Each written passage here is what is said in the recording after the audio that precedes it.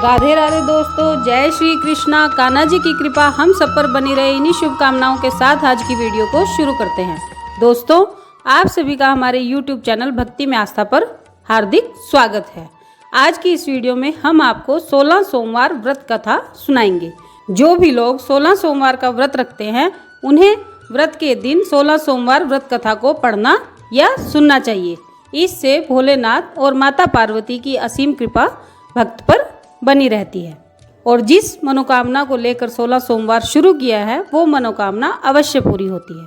आप सबसे रिक्वेस्ट है कि वीडियो को पूरा और ध्यान से सुनिएगा। 16 सोमवार व्रत की कथा।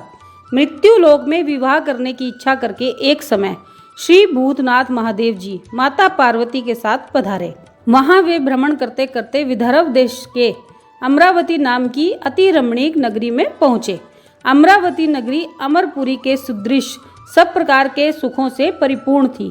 उसमें वहां के महाराज का बनाया हुआ अति रमणीक शिवजी का मंदिर बना था। उसमें भगवान शंकर भगवती पार्वती के साथ निवास करने लगे। एक समय माता पार्वती प्राणपति को प्रसन्न देखकर मनोविनोद करने की इच्छा से बोली, हे महाराज, आज तो हम तुम दोनों चौसर खेलें। शिवजी ने प्राण प्रिया की बात को मान लिया और चौसर खेलने लगे। उस समय इस स्थान पर मंदिर का पुजारी मंदिर में पूजा करने को आया। माता जी ने ब्राह्मण से प्रश्न किया कि पुजारी जी बताओ, इस बाजी में दोनों में से किसकी जीत होगी। ब्राह्मण बिना विचारे ही शीघ्र बोल उठा कि महादेव जी की जीत होगी। थोड़ी देर में बाजी समाप्त हो गई और पार्वती जी की विजय हुई। अब तो पार्वती जी ब्राह्मण को झूठ बोलने के अपराध के कारण श्राप देने को उद्यत हुई। तब महादेव जी ने पार्वती जी को बहुत समझाया, परंतु उन्होंने ब्राह्मण को कोढ़ी होने का शाप दे दिया। कुछ समय बाद पार्वती जी के शापवश पुजारी के शरीर में कोढ़ पैदा हो गया। इस कारण पुजारी अनेक प्रकार से दुखी रहने लगा। इस तरह के कष्ट भोगते हुए बहुत दिन हो गए तो देवलोक की अप्सराएं शिवजी की पूजा करने उसी मंदिर में पधारी और पुजारी के कोढ़ के कष्ट को देखकर बड़े दया भाव से उससे रोगी होने का कारण पूछने लगी। पुजारी ने निसंकोच सब बातें उनसे कह दी। वे अप्सराएं बोली, हे पुजारी, अब तुम अधिक दुखी मत होना, भगवान शिवजी तुम्हारे कष्ट को दूर कर देंगे। तुम सब व्रतों में श्रेष्ठ 16 सोमवार का व्रत भक्ति भाव से करो। पुजारी अप्सराओं से हाथ जोड़कर विनम्र भाव से 16 सोमवार व्रत की विधि पूछने लगा। अप्सराएं बोली कि जिस दिन सोमवार हो उस दिन भक्ति के साथ व्रत करो। स्वच्छ वस्त्र पहनो, आधा सेर गेहूं का आटा लेकर उसके 3 अंग बनाओ और घी, गुड़, दीप, नैवेद्य, पुंगीफल, बेलपत्र, जनेऊ जोड़ा, चंदन, अक्षत, पुष्प आदि के द्वारा प्रदोष काल में भगवान शंकर का विधि से पूजन करें।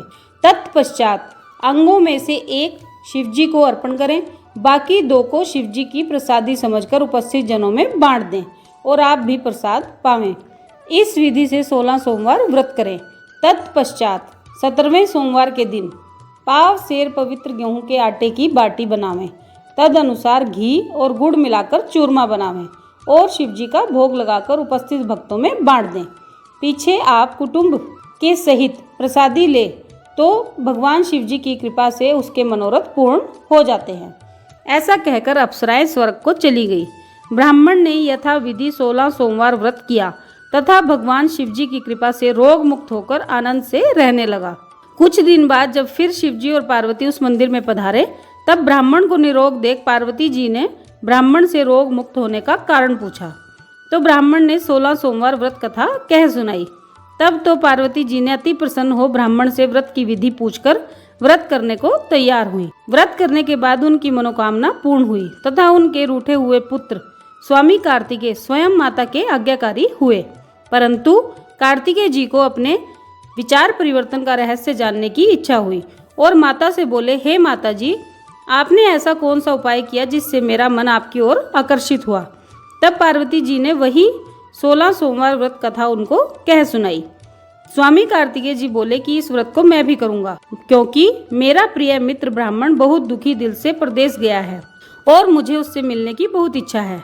कार्तिकेय जी ने भी इस व्रत को किया और उनका प्रिय मित्र उनसे मिल गया। मित्र ने इस आकस्मिक मिलन का भेद कार्तिकेय जी से पूछा तो वे बोले, हे मित्र, हमने तुम्हारे मिलन की इच्छा करके 16 सोमवार का व्रत किया था। अब तो ब्राह्मण मित्र को भी अपने विवाह की बड़ी इच्छा हुई। कार्तिकेय जी से व्रत की विधि पूछी और यथाविधि व्रत किया। व्रत के प्रभाव से जब वह किसी कार्यवश विदेश गया तो वहां के राजा की लड़की का स्वयंवर था। राजा ने प्रण किया था कि जिस राजकुमार के गले में सब प्रकार से श्रृंगारित हथिनी माला डालेगी, मैं उसी के साथ अपनी प्यारी पुत्री का विवाह कर दूंगा। शिवजी की कृपा से ब्राह्मण भी स्वयंवर देखने की इच्छा से राजसभा में एक ओर बैठ गया। नियत समय पर हथिनी आई और उसने जयमाला उस ब्राह्मण के गले में डाल दी। राजा की प्रतिज्ञा के अनुसार बड़ी धूमधाम से कन्या का विवाह उस ब्राह्मण के साथ कर दिया गया और ब्राह्मण को बहुत सा धन और सम्मान देकर संतुष्ट किया। ब्राह्मण सुंदर राजकन्या पाकर सुख से जीवन व्यतीत करने लगा। एक दिन राजकन्या ने अपने पति से प्रश्न किया, हे प्राणनाथ, आपने ऐसा कौन सा भारी पुण्य किया जिसके प्रभाव से हथिनी ने सब राजकुमारों को छोड़कर आपका वरण किया? ब्राह्मण बोला, हे प्राणप्रिय, मैंने अपने मित्र कार्तिकेय जी के कथनानुसार 16 सोमवार का व्रत किया था, जिसके प्रभाव से मुझे तुम जैसी स्वरूपवान लक्ष्मी की प्राप्ति हुई।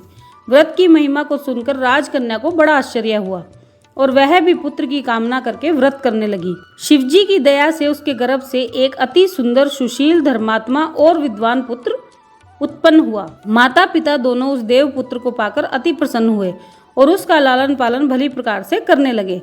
जब पुत्र समझदार हुआ तो एक दिन अपनी माता से उसने प्रश्न किया कि माँ, तूने कौन सा तप किया है जो मेरे जैसा पुत्र तेरे गर्भ से उत्पन्न हुआ है?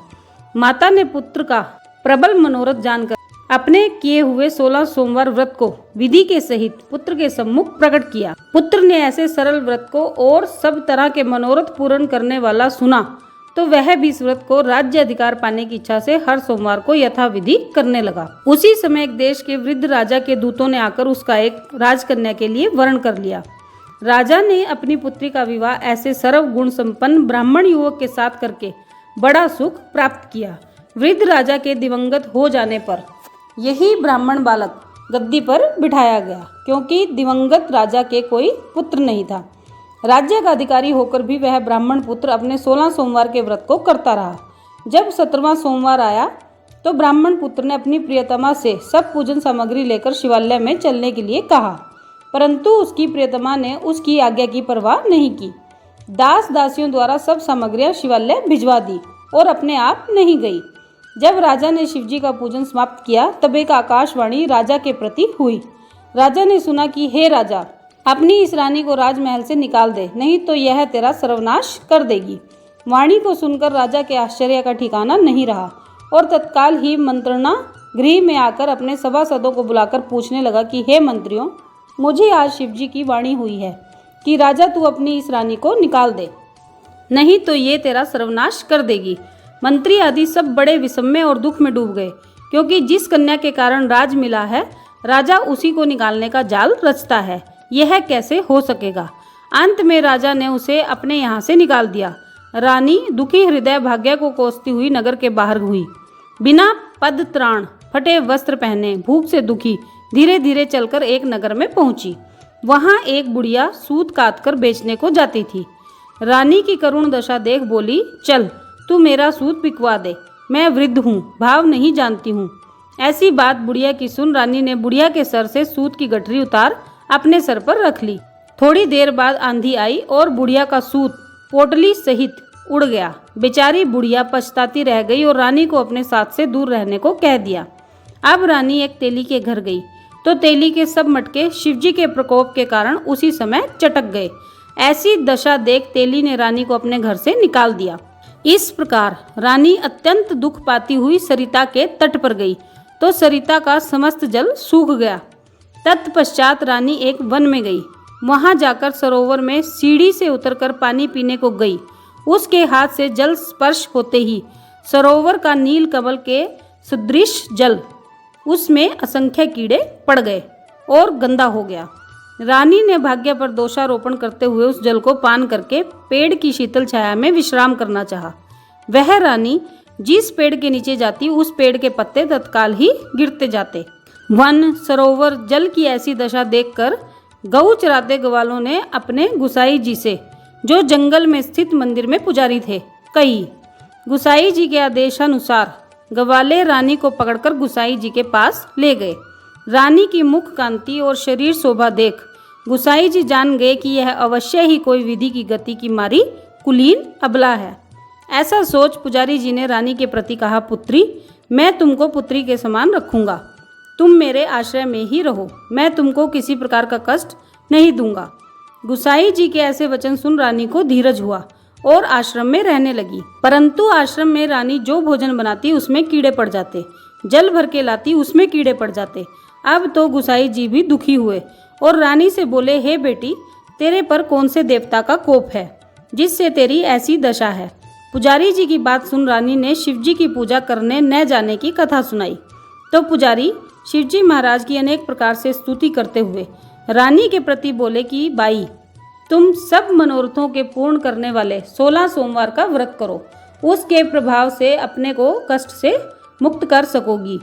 गुसाई जी की बात सुनकर रानी ने 16 सोमवार व्रत को विधिवत संपन्न किया और 17वें सोमवार को पूजन के प्रभाव से राजा के हृदय में विचार उत्पन्न हुआ कि रानी को गए हुए बहुत समय व्यतीत हो गया है, ना जाने कहाँ कहाँ भटकती होगी, उसे ढूंढना चाहिए। यह सोच रानी को तलाश करने चारों दिशाओं में दूत भेज दिए। वे तलाश करते हुए पुजारी के आश्रम में रानी को पाकर पुजारी जी से रानी को मांगने लगे, परंतु पुजारी जी ने उनसे मना कर दिया। तो दूत चुपचाप लौट गए और आकर महाराज के सन्मुख रानी का पता बतलाने लगे। रानी का पता पाकर राजा स्वयं पुजारी जी के आश्रम में गए और पुजारी जी से प्रार्थना करने लगे कि महाराज, जो बाई जी आपके आश्रम में रहती हैं वह मेरी पत्नी है। शिवजी के कोप से मैंने इसको त्याग दिया था, अब इस पर से शिव का कोप शांत हो गया है, इसलिए मैं इसे लिवाने आया हूँ। आप इसे मेरे साथ चलने की आज्ञा दे दीजिए। गुसाई जी ने राजा के वचन को सत्य समझकर रानी को राजा के साथ जाने की आज्ञा दे दी। गुसाई जी की आज्ञा पाकर रानी प्रसन्न होकर राजा के साथ महल में आई। नगर में अनेक प्रकार के बधावे बजने लगे। पंडितों ने विविध वेद मंत्रों का उच्चारण करके अपनी राजरानी का स्वागत किया। ऐसी अवस्था में रानी ने पुनः अपनी राजधानी में प्रवेश किया। महाराज ने अनेक तरह से ब्राह्मणों को दान आदि देकर संतुष्ट किया। याचकों को धन धान्य दिया गया। नगर में स्थान स्थान पर सदा व्रत खुलवाए, जहां भूखों को खाने को मिलता था। इस प्रकार से राजा शिवजी की कृपा का पात्र हो राजधानी में रानी के साथ अनेक तरह से सुखों को भोग करते हुए 16 सोमवार का व्रत करने लगा। विधिवत शिव पूजन करते हुए लोक में अनेकानेक सुखों को भोगने के पश्चात शिवपुरी को पधारे।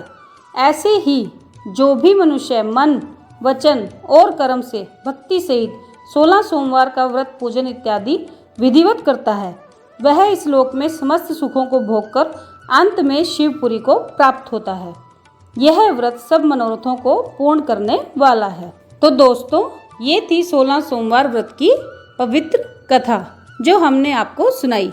आप सबने वीडियो को ध्यान से सुना, इसके लिए आप सबका धन्यवाद। भोलेनाथ की कृपा सारी सृष्टि पर बनी रहे, सबको श्री चरणों की शरण मिलती रहे, यही प्रार्थना प्रभु से करती हूँ। आज की वीडियो में बस इतना ही। कल फिर मिलते हैं एक और नई वीडियो के साथ। तब तक स्वस्थ रहिए, मस्त रहिए और कोरोना के इस भयंकर प्रकोप से बचे रहिए। ज़्यादा से ज़्यादा प्रभु के श्री चरणों से जुड़े रहिए। राधे राधे दोस्तों, जय श्री कृष्णा, जय माता दी।